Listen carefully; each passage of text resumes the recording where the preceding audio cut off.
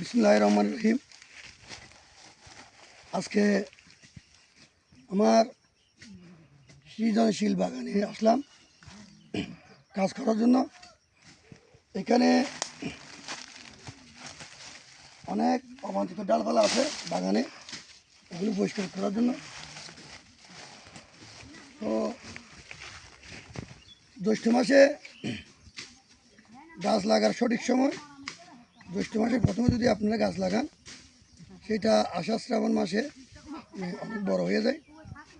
আর যেগুলো আপনারা আষাঢ় শ্রাবণ অথবা ভাদ্র মাসে গাছ লাগাবেন, তখন ওই গাছগুলো বৃদ্ধি হবে না।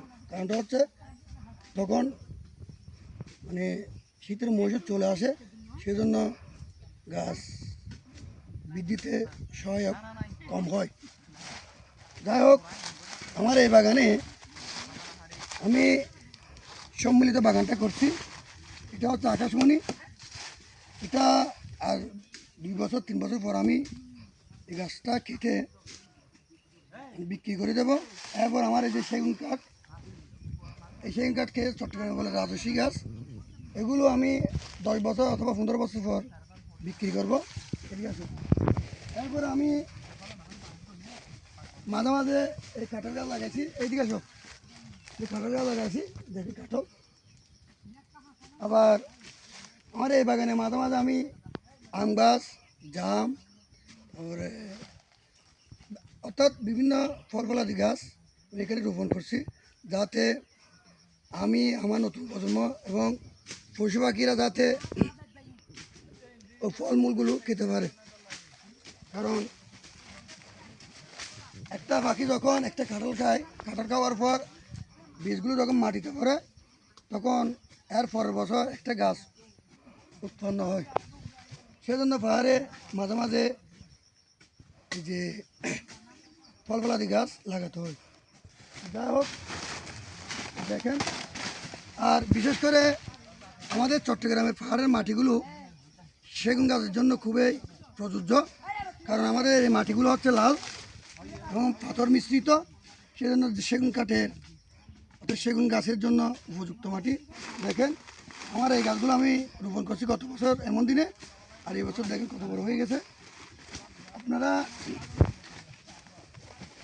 গাছ লাগান এবং পরিবেশ বাঁচান। সরকারের একটা স্লোগান আছে, গাছ লাগান পরিবেশ বাঁচান।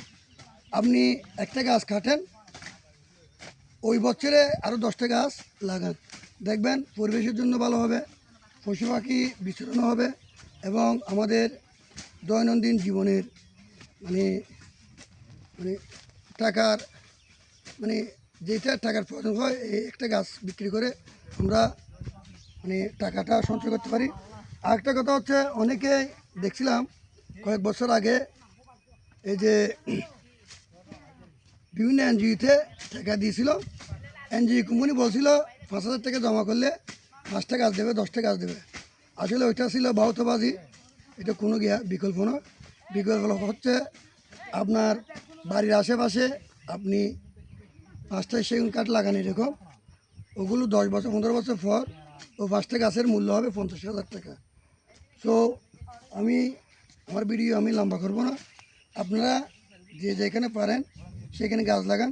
সরকারি জায়গাতে গাছ লাগান, কোনো বাধা নেই। নিজের জায়গাতে গাছ লাগান, কোনো বাধা নেই। যাই হোক, আজ এই পর্যন্ত। আগামীতে আমি একটা ভিডিও নিয়ে আসতে পারি কিনা দেখি। আসসালামু আলাইকুম।